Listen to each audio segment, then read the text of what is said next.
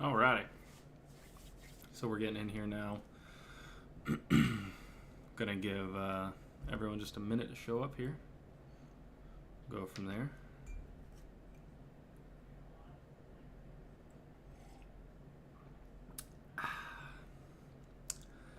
Do I want something hot to drink? I don't know.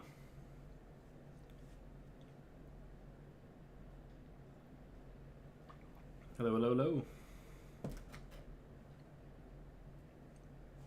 You guys know how it is. We're going to give it just a quick minute for everyone to join. All the notifications that went out and whatnot. We'll be going from there. Grab a quick drink real quick out of the mini fridge. Hope everyone's having an excellent evening. We're going to give it about 30 more seconds. And then we're going to get started. This lime bubbly water is outstanding. Bubbly, endorse me.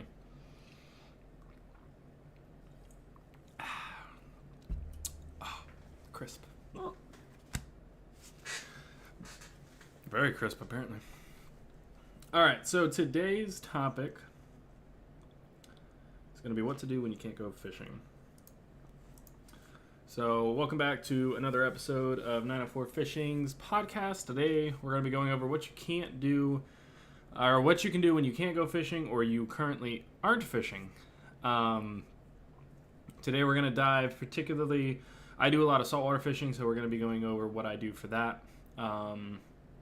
As far as fishing from the beach and the intercoastal off the kayak, stuff like that. So we're going to be going off of that. Obviously, I just recently went through this. I was having a car issue. I had to replace the ECU in my car, so I couldn't go fishing for about a month. And I was lost most of the time for what I was going to do during this time. This is some of the stuff that I came up with to do during that time. Hopefully you can use this in case you can't go fishing or you aren't fishing. One of the things that I did for the first, week or so was just check out my kayak. Especially if you got a pedal drive kayak like me, you can take your pedal drive apart, make sure everything's lubricated, make sure everything's clean, make sure everything's up to snuff, things like that. Definitely want to make sure all your ropes and all your tie down points and every little part of your kayak is up to tip top shape, nothing's broken, nothing needs replaced, nothing needs any work done on it, stuff like that.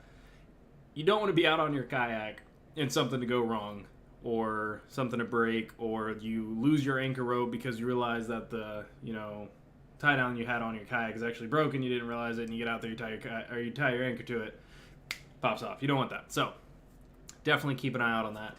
Make sure that you're paying attention to your kayak, and make sure, you're inspecting your hull, you're inspecting all the different points, and you're making sure that it's up to snuff and you're ready to go next time you can go fishing. Another thing that I did was try to look at the weather, the tides, rain, how that affects things.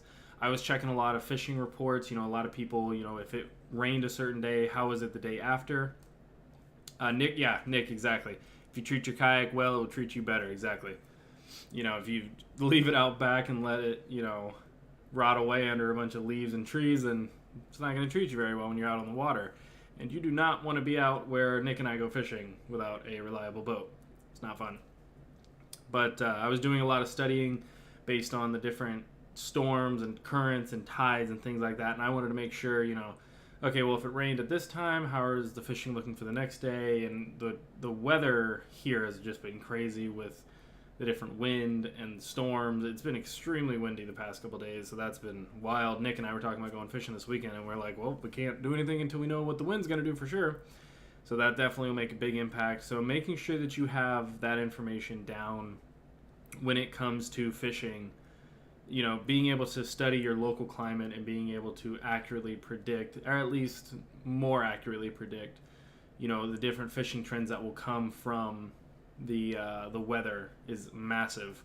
Water salinity, yes, exactly. If it rains a ton, that's going to drop the salinity of the intercoastal for sure, especially if you live around Doctor's Lake or, brackish water. The more it rains, the more runoff you get. That salinity is going to go down. You might be trying to catch some redfish, but all the redfish have moved further out into the ocean and intercoastal, whereas the bass are now more prevalent, the bass, the pike, the gar, stuff like that. We don't have pike down here. I meant chain pickerel. But yeah, making sure that you're able to follow those trends really helps a lot. Let's see what else I got here. Learn about local species. Yeah, so you can take the opportunity to learn more about the local species, saltwater and freshwater in the area. Knowing the habits, habitats, and preferred baits can definitely help you increase your chances of successful hookups in the future. Research could be something as easy as watching YouTube videos. You know, going out. That's something that I like to do when I'm going to be targeting a different species, or maybe a species I haven't targeted it in a while, is how is it going to, you know, what are they biting? In the past year or so, I'll go find videos, different people catching, you know, the species I'm going after. And if you guys watch a lot of YouTube, you know that the way you catch flounder down here in Florida, you cannot do up in North Carolina. Or something you do up in North Carolina doesn't really work down here. It's two completely different, you know, fishing groups. They don't really overlap. But there's a little bit of overlap, but not nearly as much. And I know, especially real far up north, up in like Massachusetts area and whatnot, they do a lot of fluke fishing for flounder up there. You know, bouncing grubs on the bottom and jigs and stuff. You can't really do that down here. It doesn't work as well. So that's definitely something to, you know, take in time. And you can even, I've even gone so far as to check out books at my library. Yeah, halibut, yeah, exactly.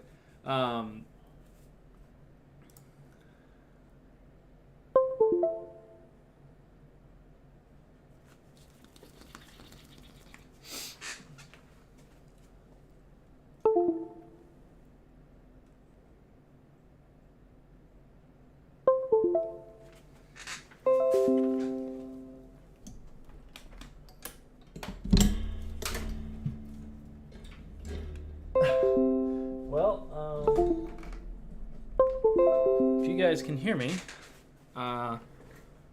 we're having technical difficulties. Give me one quick second.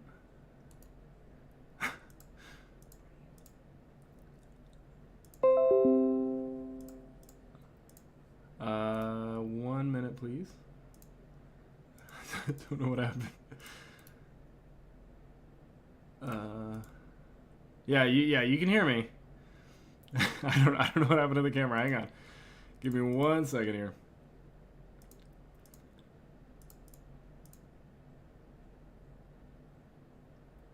Okay.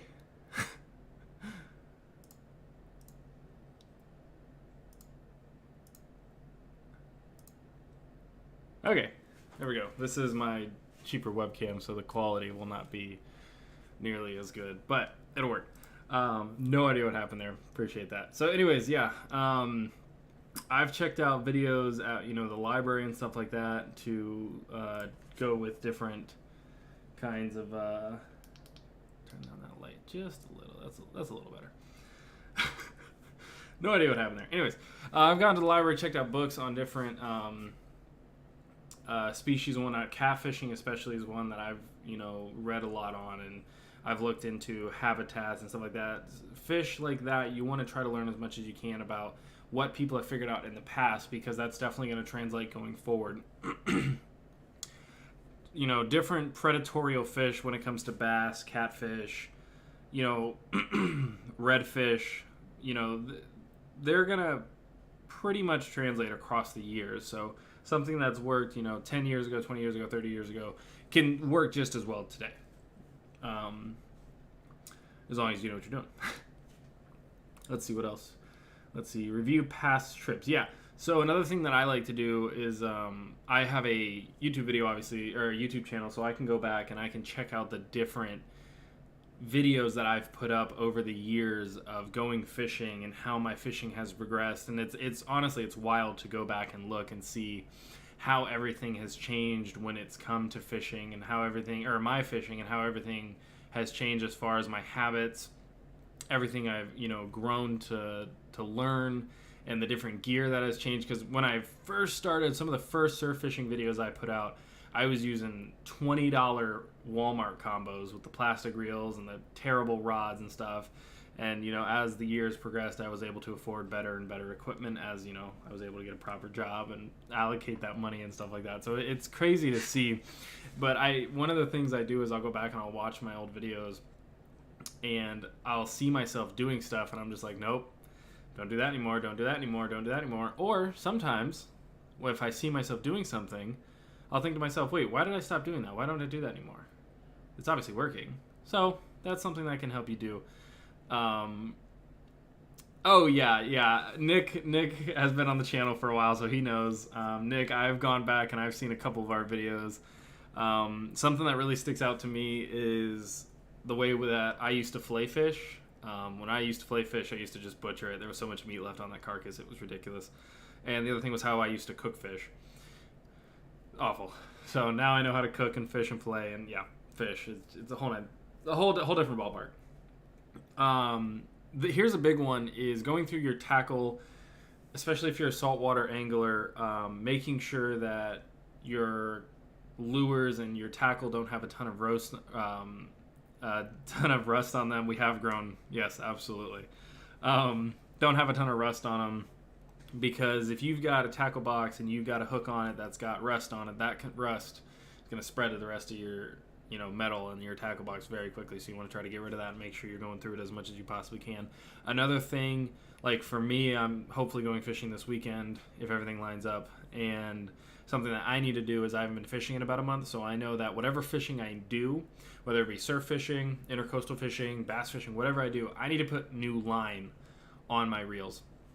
If your line sits on your reels for more than, I'm going to say, 2 weeks, 3 weeks, without you fishing with it, you need to replace that, especially if it's sitting in your car or garage or anything like that. During the day, that heat is going to heat up that fishing line, and sitting around that spool like that, you're going to get a lot of really bad memory. Exactly. You'll never forgive yourself fishing with rusty hooks and you break off. Yeah, it's something so small that can make such a large impact on your day. Just like with the line, if you've got old line that has a ton of memory on it, you hook up into a nice fish and your line snaps because it's brittle and it's, the integrity is compromised, you are going to be kicking yourself all day long why you didn't replace your line the night before. Oh my God, Nick says he has the same 65-pound braid on his 12-foot surf rod since he won it in 2017. There's a lot to unpack there. Oh boy. Anyways, I like to replace my line, like I said. My rods have been sitting for about a month now, so I know the next time I come out, and then the next time I go out, I'm going to replace all my line. Make sure you recycle your line, dispose of it properly. Don't just throw it willy-nilly. Either throw it out, recycle it, whatever you want to do. If you do it, out at the beach or wherever you want to do it, don't leave it at the boat ramp or the beach or anything like that. It's not fun. Braid's a little different than mono. I'm personally not a huge fan of braid. I prefer mono. That's why I do replace it, because the memory in the mono does hold a lot tighter, or holds a lot longer, so that's why I replace my mono so often. And that's the mono versus, braid kind of deal. Yeah, and in the same kind of ballpark as the making sure your gear is up to snuff is prepping it. Make sure you've got rigs tied, make sure you've got your weights are good to go, your hooks are good. Look, if you're tired and you want to just do something fishing related, throw on a YouTube video of some fishing, tie up some surf fishing rigs or whatever kind of rigs you use. You can never have too many. And if you do have too many, just leave them at home the next time you go out. You're going to use them eventually. I know we all do, especially surf fishing. Let's see. That's pretty much all covered under the same thing. Sharing your knowledge, yeah. So, you can consider posting on... yes. Hello, Katie. Thank you for tuning in. Consider sharing your knowledge with the community. You can create videos like I am right now. You can do blog posts, you can do social media content, you can do shorts on YouTube, posts on Facebook, anything like that you can do. And if you want to get even more involved, there's different workshops and seminars that a lot of different people hold in the area. I know FWC does stuff with kids all the time. I know there's a ton of different bait shops in the area that do different kind of seminars and workshops and things like that you can attend that can help kind of expand your knowledge and expand your base when it comes to involvement in the community. And if not that, there's a ton of different Facebook communities, especially in the Jacksonville, Florida area, that you can join. People are posting every single day. I know, I get the notifications. People are posting every single day what they caught, what they didn't catch, the different rods and reels they bought, what they saw. Look at what this guy's doing. Look at this video. There's always something going on. And if you just go into those groups and you type out, hey, I've got nothing going on today. I can't go fishing because XYZ. What do you guys got for me? Somebody's going to have something for you. So definitely keep that out. Keep an eye out for that. Check that out. Something fun that you can do and get involved with in the area, and definitely keep yourself busy. And then, ultimately, after all that, it'll boil down to you're going to have plenty of prep time for your next trip. That's the way I look at it. For the past month or so, I've been just steadily getting ready for my next trip, making sure all my camera equipment's good, making sure all my fishing equipment's good, thinking about what different kind of line I want to put on my reel, stuff like that. So if you guys have any question, I know Nick, you said you had some. I'm looking forward to those. But yeah, if you guys have any questions, let me know. And then, whether you're out fishing at the beach or you're in the kayak, make sure to stay as safe as you possibly can. Practice CPR, which is catch, photograph, release. If you are going to harvest the fish, do it responsibly and within current regulations, obviously. Nick and I are thinking about going out sometime soon. I definitely want to do a catch and cook when we go out. I don't know what we're doing yet. We really got to play it by ear because the weather has been all over the place. It's either been ridiculously stormy and rainy and windy and all kinds of crazy stuff, or we're looking at, perfect weather. There seems to be no in between. So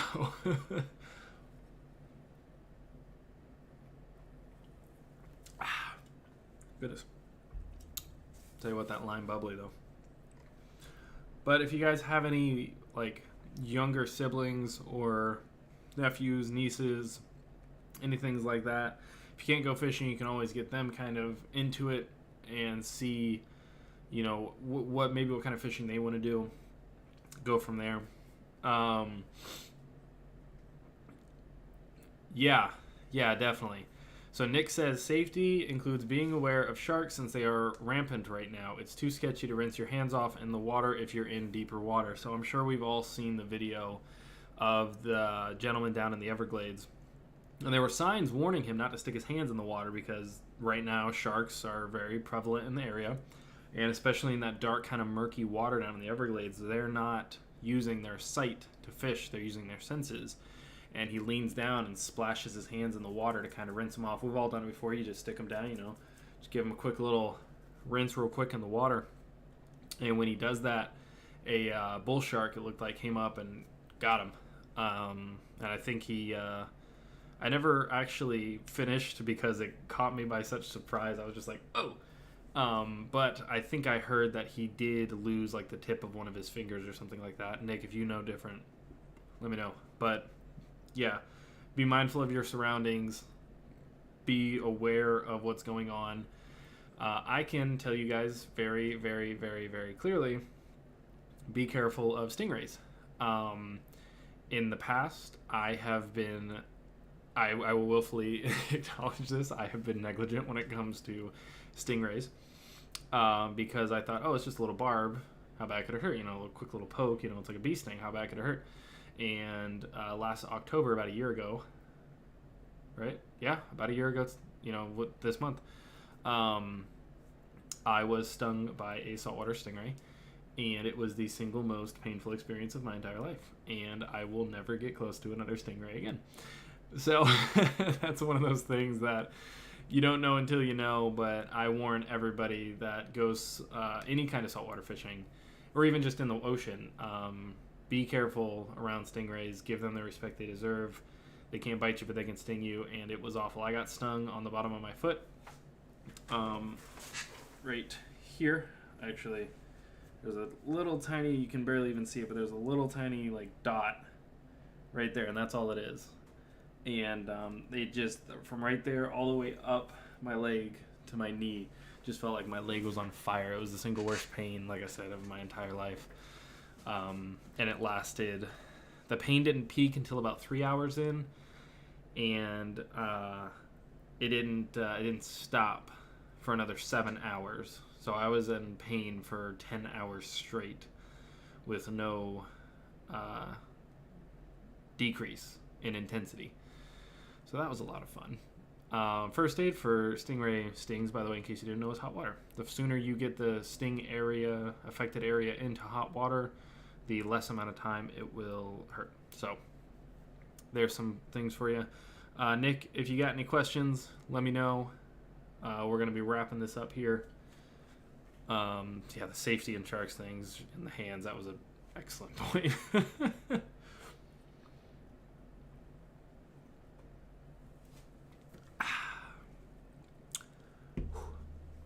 Other than that, if you guys are watching this in the future, thank you for tuning in. Check out my other episodes. I go live every Monday at 7 p.m. I'm going to be uploading, again, starting now that I have a vehicle.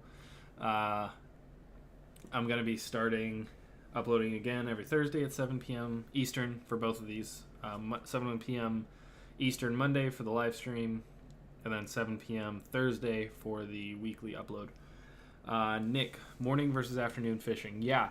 So that can have a huge effect, especially on whichever coast you're on. If you guys ever notice this, and Nick, I'm sure you have, but if you guys watch East Coast fishermen in Florida, like Jacksonville anglers, especially off the beach, we do a lot of fishing in the morning because that's when the sun's kind of rising. If you guys watch the West Coast anglers, like in the Gulf Coast of Florida, they do a lot of fishing in the evening, sunset fishing. I don't know if anyone else has noticed that, but I've noticed that from one way to the other. So I think that's interesting for one side of Florida to the other. What rigs are working best right now? If anyone has any input, I would love to hear any input. If you guys are watching this in the future, let us know down in the comments below. I'd imagine the Carolina rigs are working pretty well right now. I've seen that's been pretty popular around with the mullet run and whatnot. Having a live mullet on a Carolina rig or a fish finder rig is working very well. Deep water versus shallow water, that is, definitely one of those things. How does it affect the different species of fish, whether it be, speckled sea trout? Because I've heard, speckled sea trout like about a foot of water, or no, they like deep holes, 20 feet deep. That's where you find the speckled sea trout. Same thing with flounder. I'm hoping to go gigging at some point this week with a buddy of mine, and you can go flounder gigging a couple of inches of water, which is insane to me. And you can get big old flounder. And this time of year is insane right now. He's catching his limit. The buddy that I'm supposed to go flounder gigging with, he said he's been catching his limit within like an hour and a half of going out, which is ridiculous. But thank you guys for tuning in. Keep an eye out.